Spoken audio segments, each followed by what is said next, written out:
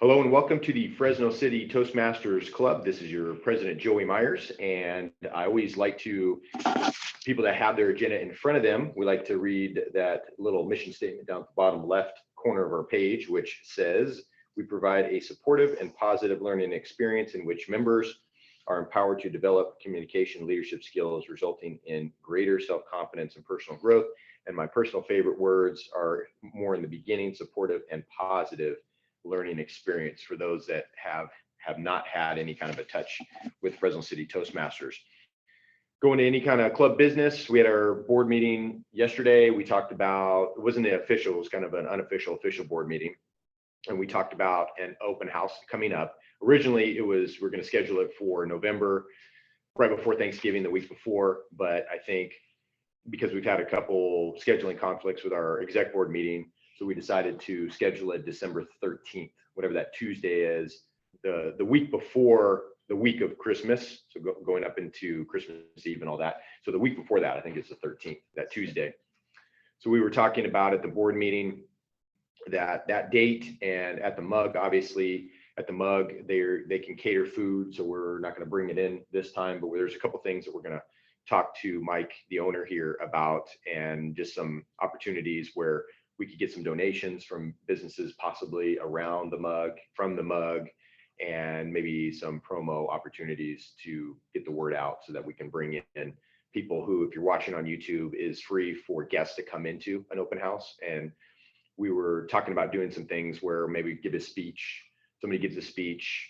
We might do a 2-hour thing or a 1-hour thing. That was the other thing I didn't mention earlier before we signed on, was doing a 2-hour block. So maybe 11 to 1 on that day.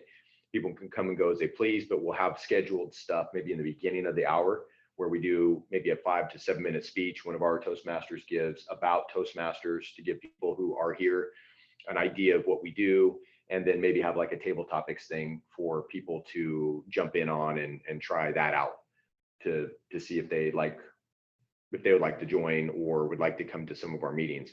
That was kind of a tentative scheduling that we were talking about, plus the food and the drinks and all that good stuff. So if you're a guest and you're watching this on YouTube and you want to show up, again, that's going to be December 13th. It's a Tuesday, whatever that Tuesday is, the week before the Christmas week. And that's what I think about what we talked about. So we just have to meet with Mike over here at the Mug and just hash out the details and make sure that that's a good win-win for both sides. So any questions on that before we move to introducing our Toastmaster? All good? All right. So with pleasure, I'd like to bring up Mr. Karen Katenjan. This is going to be his first time as Toastmaster today. So we will all be helping him as he endeavors in this journey of being a Toastmaster. Thank you, Joey. So I'm the Toastmaster today, and today's topic is the Sourest Day. Now, a lot of us have bad days and good days, and I'm assuming a sour day is a day that really leaves an aftertaste in your psyche after the day is over. As an attorney, I had a lot of sour days, good days and bad days, but one day I just remember very distinctly. I was just starting as a workers' compensation attorney. It was my first year, and there was this mother and daughter. They kept coming and going to the office trying to settle their case, but always they ended up $10,000 more in their accounting than we could really get for them. So the case went to the board, and basically I went there at 8 a.m. and left the building at 5:30 p.m. I spent the entire day at the board trying to convince these people that I can get only 5,000 more, but not 10,000. So at 4:30, where the board is about to close and the judge keeps coming and going saying, aren't you done yet with your settlement? Aren't you done yet with your settlement? This mother and daughter finally agreed. So in order for a settlement to really materialize, one thing is needed, witnesses, signature, and dates on the final page. There were plenty of witnesses. The clerks were there present. The judge was coming and going and saying, enough is enough. You were negotiating the whole day, and didn't you convince them that if they don't want to settle, why are you really wasting my time? So finally, we agreed on a number with the mother and the daughter. It was the daughter's case, but the mother was running the show. So you can imagine, then there is this like counter. The clerk is behind, the clerks, both of them are behind the counter. The paper is on the table. The daughter makes one step and a second step. She takes the pen. It's already 5:35. I spent the whole day. She's about to sign the paper. She turns and runs into the corridor. So she runs all the way to the elevator door, mother behind her, and I'm running after them. All of a sudden, the doors open, they get into the corridor, hug each other, cry, and then the door shuts, and they are down there, and I have to take the stairs to race after them to see what's going on. So finally, I didn't settle that day. Little to say that in a week, that was the sourest experience, my first sourest experience in my profession. In a week, they agreed to the number and settled it. I don't know, it was all melodramatic, but for me, it was such a waste of time. I hope you didn't have an experience like that, and if you did, please share with us. So at this point, I am delegating my duty to the general evaluator, who is Sarah Dawson. No claps for you today. The jazz hands. Hi, I'm the general evaluator. I'm Sarah. This is my first time in person in a really long time. I'm not sure who to look at exactly. Here we go. Excited to be here. As a general evaluator, I get to generally evaluate everything that happens today. I get to have an evaluation team. So I'm going to invite Karen actually back up to give us the grammarian of the day. Word of the day. Thank you, Sarah. Well, I'm the grammarian of the day. When first I heard about that title, it was too much to absorb, grammarian. I thought, oh boy, I'm just going to the orthographic tests and check the syntax and everything else. But it turned out to be just, I need to give the word of the day, right? So I'm just going to give the word of the day, which matches with the topic of the day. The word is despondent. So despondent means in low spirits from loss of hope or courage. How do you spell that? Despondent. And an example that Webster's gives is she grew more and more despondent, let's say in her desire to do something. Right, so therefore despondent again means in low spirits from loss of hope or courage. Thank you. Thanks, Karen. I hope none of us are despondent today. Chanel, come on up, and she's going to give us, she's going to be our counter and tell us what we're doing. Thank you. I will make this brief. My name is Chanel. I'm going to be the counter today, meaning that I will be keeping track of everyone's crutch words, including myself. And in the interest of being extra conscientious, I already started. So I've been listening to you all up to this point. And at the end of the meeting, I will give a report. Yay. And I will be the timer. Joey's going to be giving a speech, 3 to 5 minutes. Oh no, 5 to 7. How about 5 to 7? Wrong. So 5 to 7 minutes. We have a green light, yellow light, and red light. When 3 minutes or 5 minutes hits, when 6 minutes hits, and then 7 minutes will be the red light. In table topics, we have 1 to 2 minutes, and our evaluation team will have 2 to 3 minutes in order to perform this.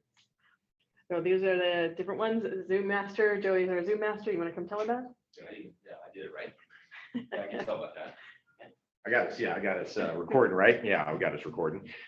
So we like to record our speeches or record the whole agenda now. It used to be back in the day, pre-2020, that we would have a little video camera. Old dinosaurs were still roaming the earth behind you. They were still walking on the earth and they were rumbling the earth and things back in the day. But now we have Zoom that records our meetings. So it gives us a chance on the evaluation side to watch back your performance if you're giving a speech or you're doing a table topics or have an evaluation or have a leadership role. You get to look back and see how you did there. So don't be despondent about being put on film, on video, because it is there to help you when we're here at Toastmasters. Joey. Joey, you're always so awesome at using the word of the day. You always figure out how to use it. Almost always. Almost always. All right. Actually, you get to come back up. I think actually, Corinne's going to come back up as Toastmaster and introduce our speaker of the day. Our speaker of the day is. Oh, sorry. That wasn't the speaker. The situation is not despondent, but the sound is loud. Okay, so our speaker of the day is Mr. Joey Myers with his impromptu speech. Joey is a good friend of mine, and he's our Zoom master today, and also is going to give us a speech. I've known him for more than 5 years now, and I think that he's a real gentleman in the sense that he is a very gentle man, you know, and he's very organized. He knows what he's doing when he's doing his stuff. And I hope that he's going to give us a very interesting speech, although we are all in suspense what it is about. Thank you. Thank you, sir. So this is going to be a speech that would be geared towards a business that's into the marketing side of things. And the title of the speech is How to Rank on Google Without the Hassle. For those that have any experience with search engine optimization and trying to be friendly to the Googles, we also like to say keeping up with the Kardashians, keeping up with the Googles, the Google algorithm for those that have any experience with search engine optimization and trying to get their business to show up for certain keywords when people are typing them into Google. So what we'll be talking about is we'll talk about 3 things. We'll talk about the hassle of ranking on Google. There are some hassles. So we're going to talk and define some of those hassles.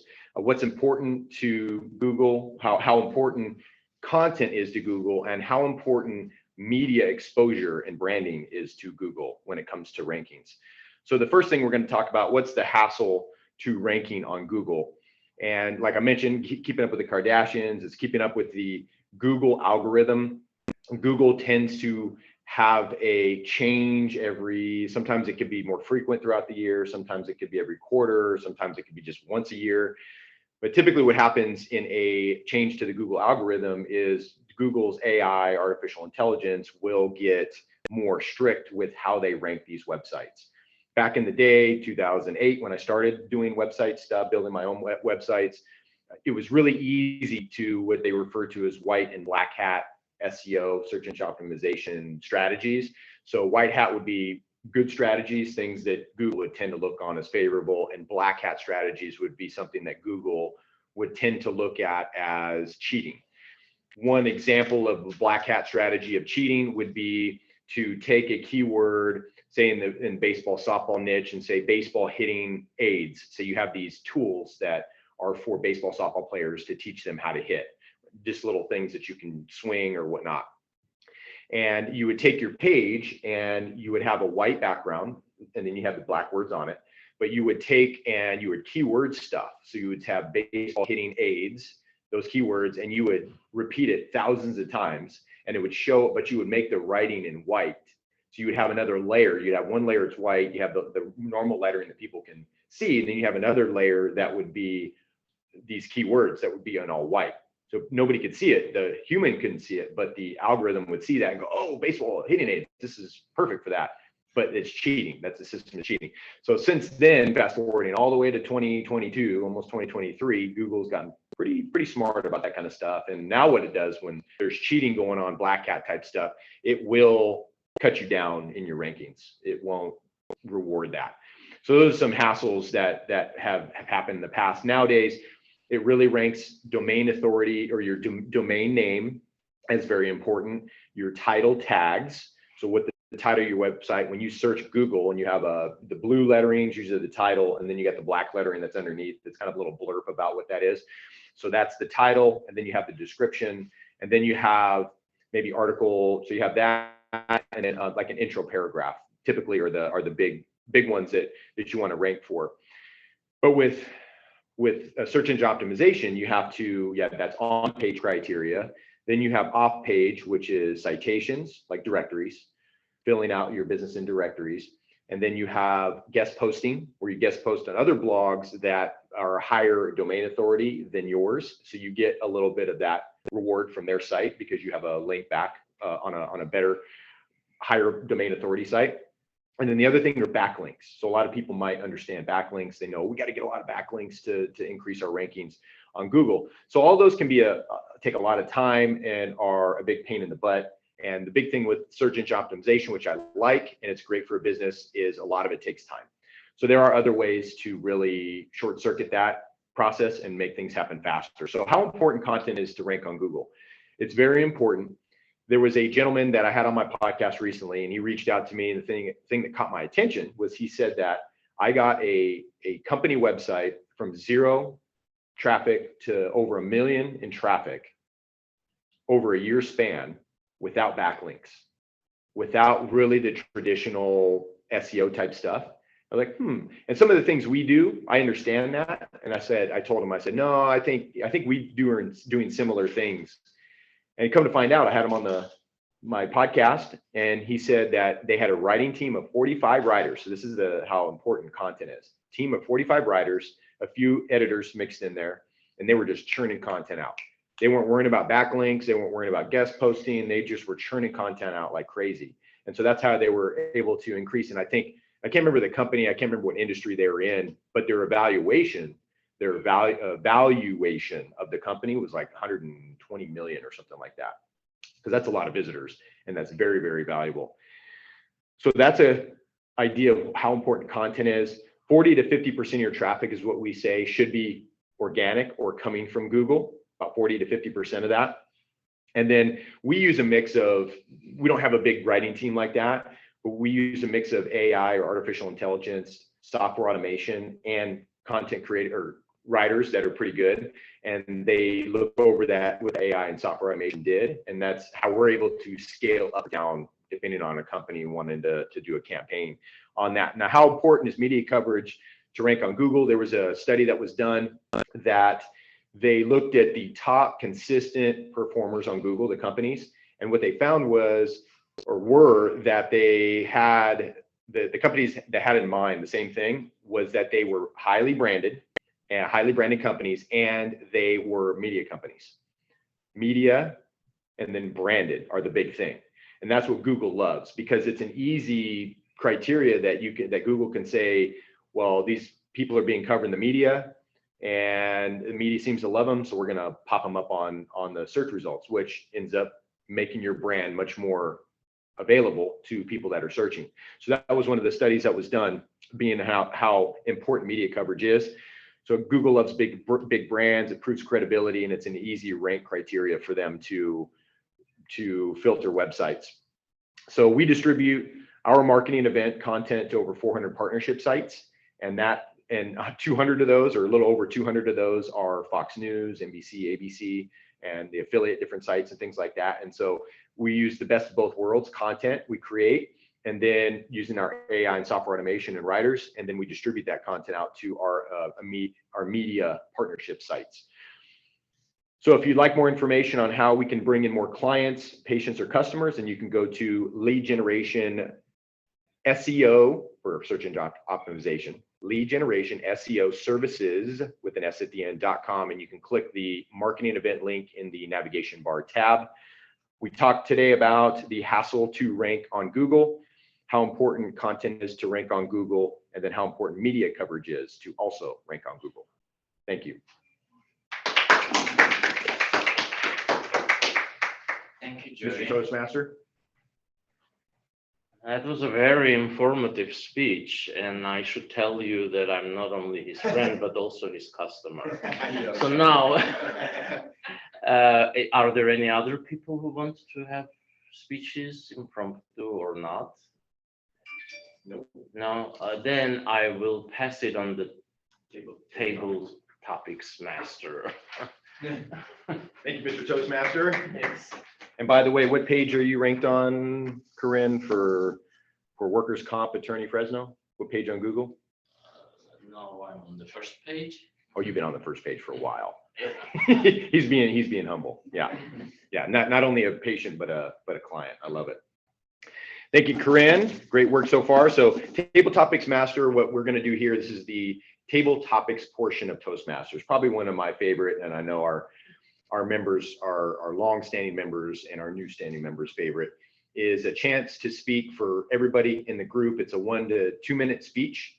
And like Sarah was talking about, as a timer, you get a green at 1 minute, you get a yellow at 1.5, and then you get a red at 2. In an actual competition, we do have a tabletop competition when we do that on, I think it's once a year. You get up until about 2:30 before you're disqualified. So you get 30 seconds over or 30 seconds under, I think, as well. So, or no, 30 seconds under, or do you have to get at least 1 minute in the competition? Do you remember? I don't know, because I've never done a table topics. We haven't done that in a while. Yeah, we haven't done, we've been on Zoom, I think, at that when they created that. But I know for sure at overage, there's a 30-second overage on that, but it's a 1 to 2 minute speech. And it typically tends to be in a couple ways. Sometimes our Table Topics Master will say, and I'm explaining this for those on maybe YouTube that are watching this that don't know what this is. It could be where the Table Topics person comes up and asks a question or gives maybe 3 questions. And then our crew will volunteer or will get voluntold to come up and answer one of those questions. Or you don't know what the question is, you volunteer without knowing what the question is, you come up and it's impromptu. You just you get the question, hear it, and then you give your response. And how that's going to benefit you from a communications point of view is what happens if you're out on the street, reporter comes up to you with a mic, puts it in your face and asks you a question about what just happened right now.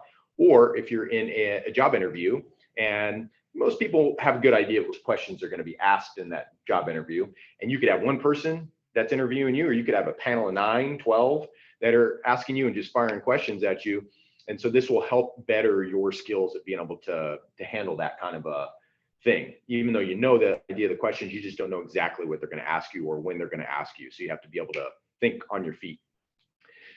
With that being said, what I will do is, since we have a semi-veteran group here, I think we have 3 questions, but I don't want any of you to know the question beforehand. If we want to play this a little bit longer after the 3 questions, then you'll obviously know that all 3 of the questions, right? So what I'll do is you'll come up and then I'll pick one of these questions. It has to do with the sourest day. It has to do with the theme. All right, so Sarah.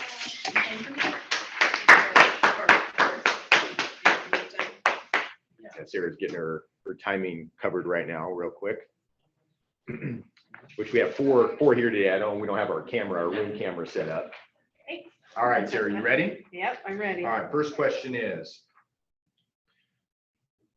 for candy, favorite candy, sour or sweet, and why? Oh. What's your favorite kind of candy? Do you eat candy? Yeah.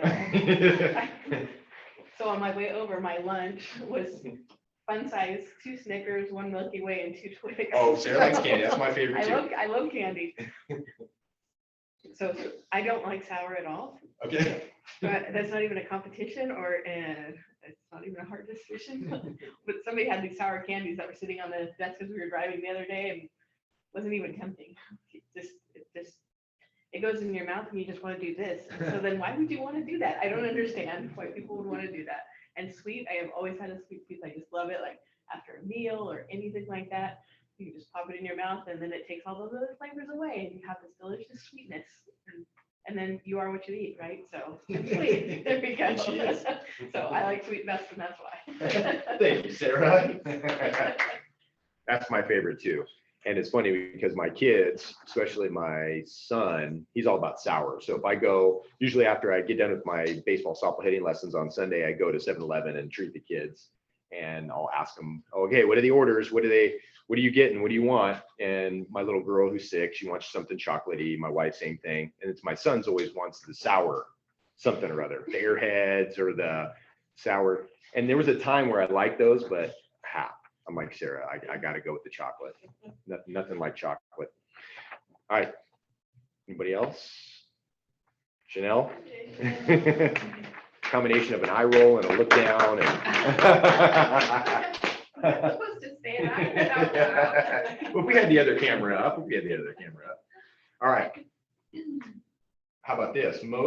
What's your most sour relationship in your life? Now that could go any direction in your life, in your past.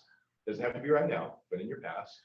And that could be a friend, that could be a significant other, that could be a parent, that could be a sibling, and why? Maybe a story with Goodness, Joey. that. And you have to say their name. We'll make sure to send them the video You later. can tell us what candies they love. Yeah.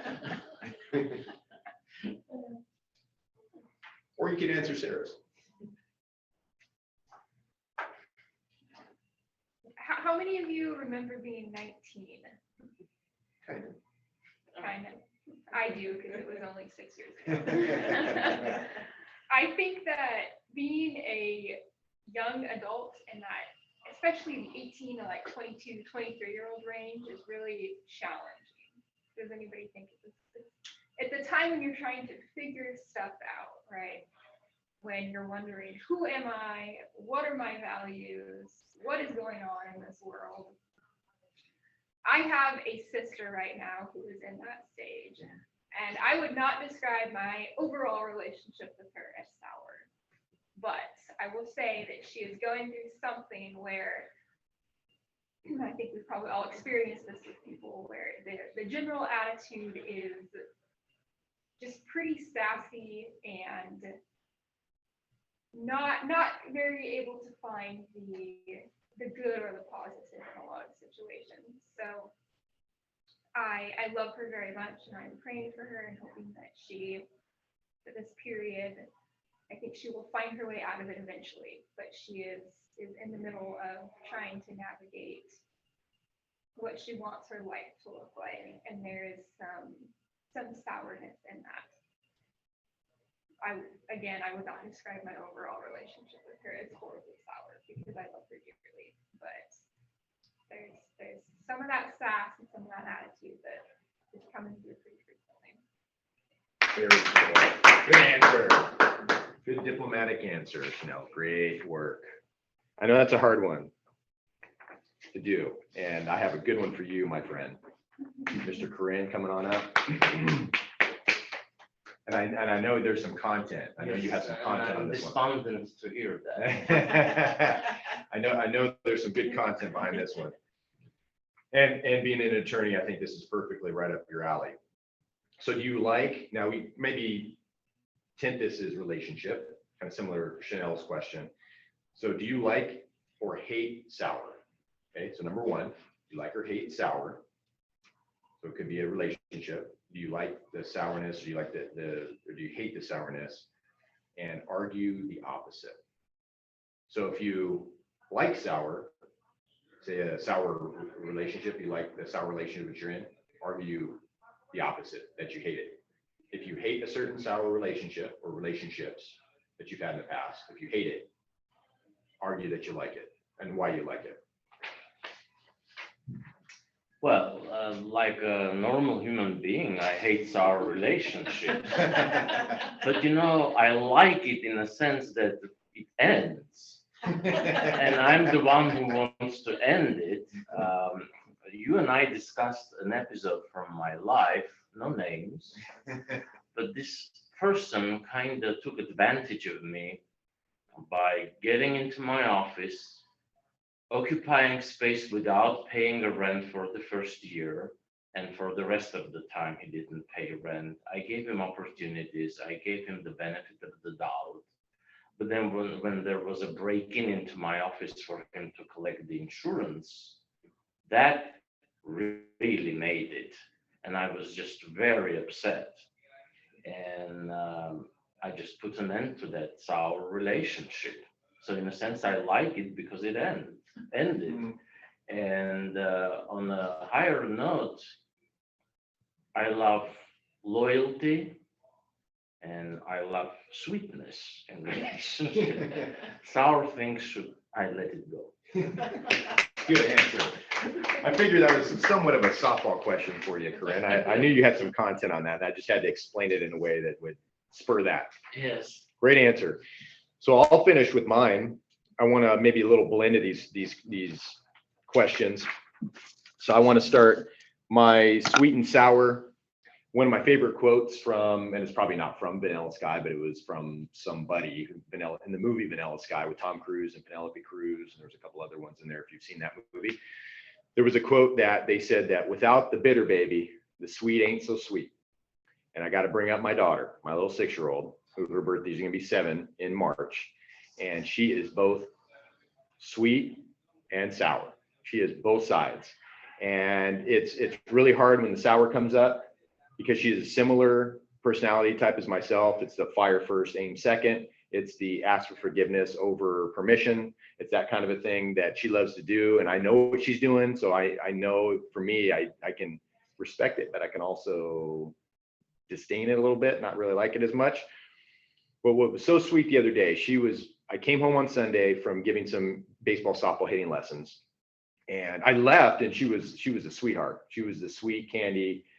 Before I left, gave me a hug and a kiss before I left. I love you, Dad, type of thing. I thought everything's great. I come home around noon, and both of them, my son and daughter, were both in the doghouse with the wife. What happened? And my son, especially, that's kind of weird for him to be in the doghouse.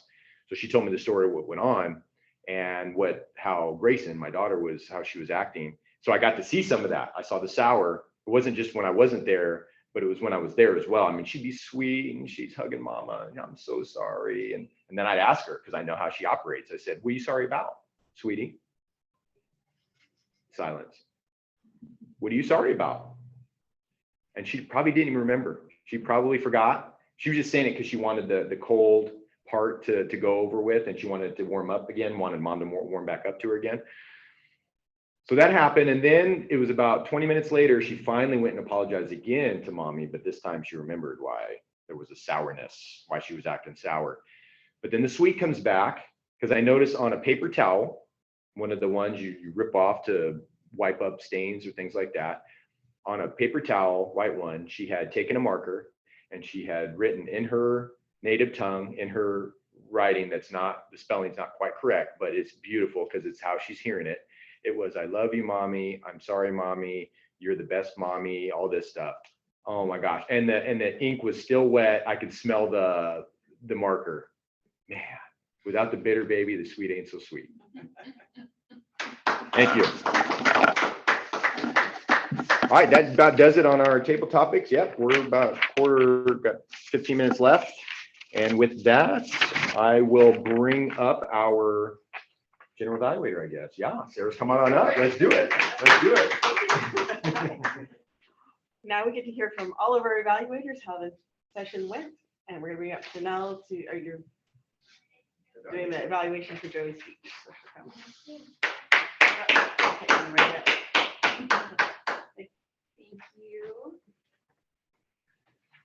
Joey, thank you for giving an impromptu speech today. It's kind of fun. Maybe we're starting a little impromptu speech trend here. It's kind of an extended table topics in absence of many prepared speeches taking place. I appreciate that you chose a topic that you know a lot about. It's always wise to speak about something that you know very well, right? It's easier to talk about, and it's also very educational for everyone who's listening. I appreciate that you recapped the different topics that you're discussing at the end. You gave a quick little summary, which I think was good. I wouldn't say that my brain is working at its fastest speed ever today. I wouldn't quite say that I'm despondent, but I'm also not at a peak level. So I think I'm also viewing your speech somewhat through that lens, and also not being super familiar with the topic itself. I think that perhaps a little more explanation of some terms and slowing down a little bit might have been helpful. So just as a tip, if you're talking about that to an audience that really is not familiar, I think that you have great content consistently. I think sometimes it might help you if you slow down sometimes, because you do talk fast, which it has its place, and then sometimes it's good to take pauses. So my suggestion would be slowing down a little bit, and then possibly, depending on the context of who you're talking to, taking a bit more time to explain out some of the terms. And I think that that might help people with grasping it.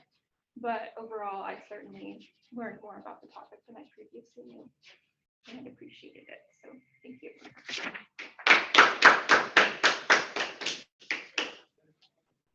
Wait for the press, hot off the press.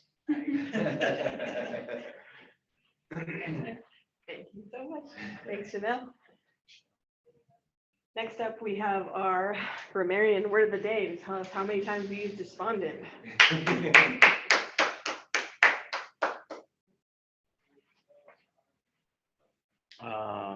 Well, I was trying to count, so I used it at least once, I remember.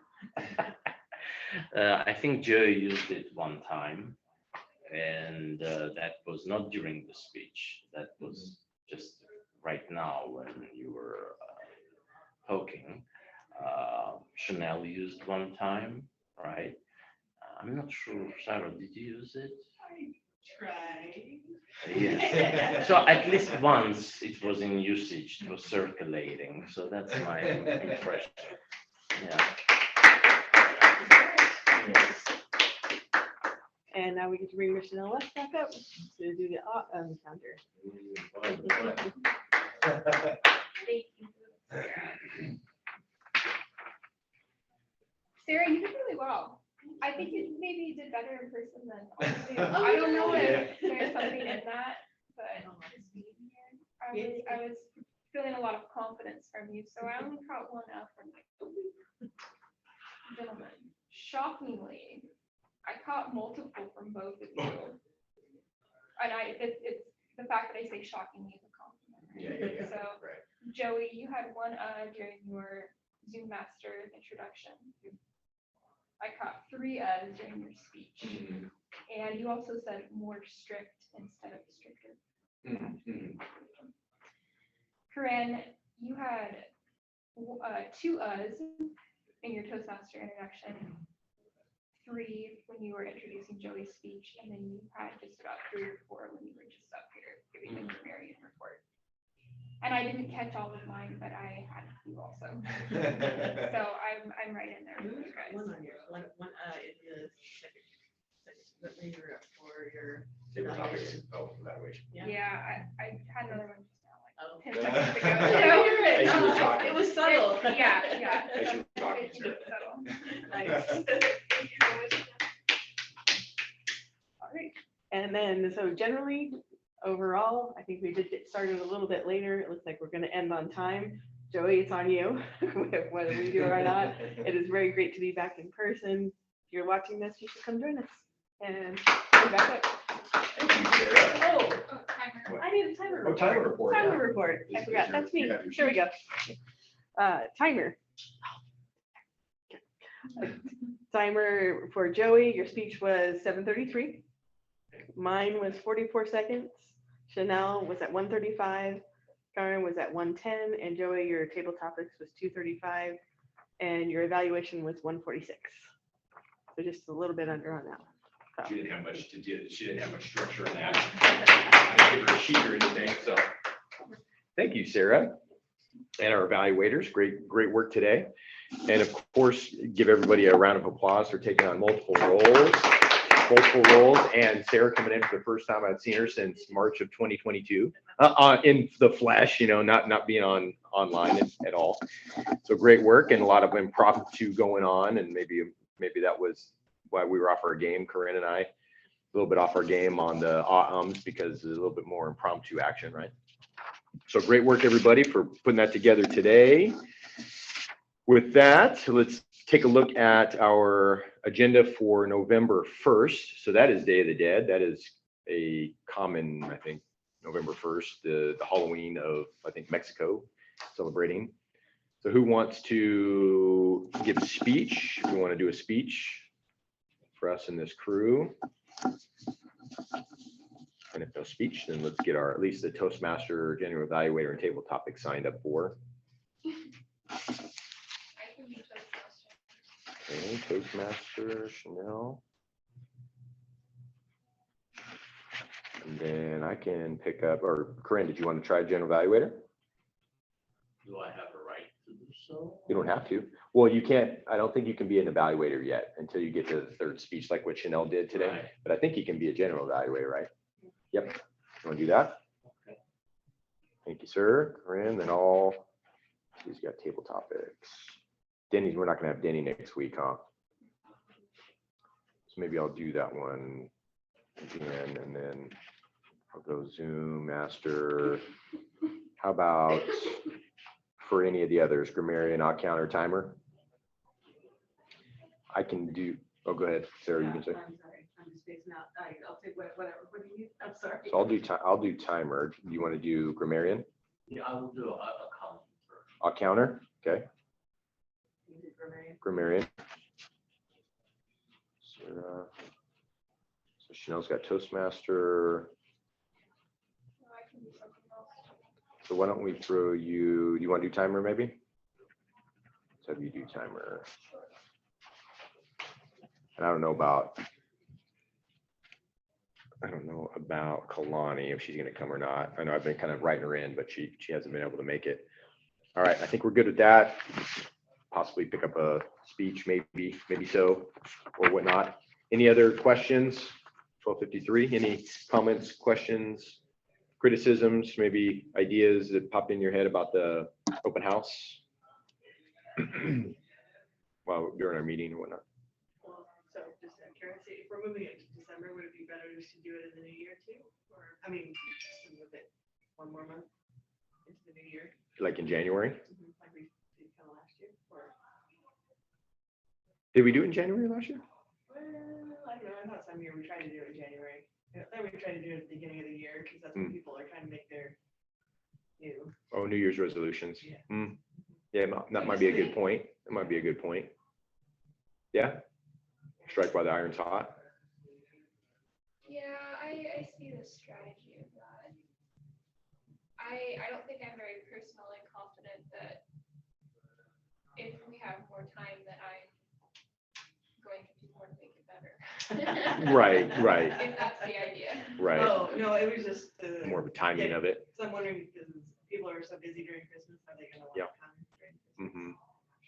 And But then, also- and then they're gonna come, and then we're not gonna meet for a couple of weeks. But also too, to think about is if we're part of the reason for doing it, for doing the open house is so we can raise money. December is better than January. January is probably the worst in this is e-commerce. This is all in January is horrible. That's what, why they call it Black Friday is so companies can get out of the red and get into the black. That's why they call it Black Friday. Everybody's got their pocketbook open, ready to go for December, Thanksgiving time, all the way through to December. So I guess it would depend on what our main focus would be. If it's not to really raise money, then January might be a little bit better. But December, if we're raising money, plus these guys are gonna be hopping during that time. I mean, we're here pretty consistently every week, and the December crowd's pretty good. And I want to say that it died down a little bit in January. Because I remember talking to Mike about it because Christmas had passed. He said, how's it going? Oh, it's a little dead right now. He goes, weird because the last couple of weeks it's been hot. So people they spend so much money in December that they just take almost whole month off. But good on the timing side, it definitely.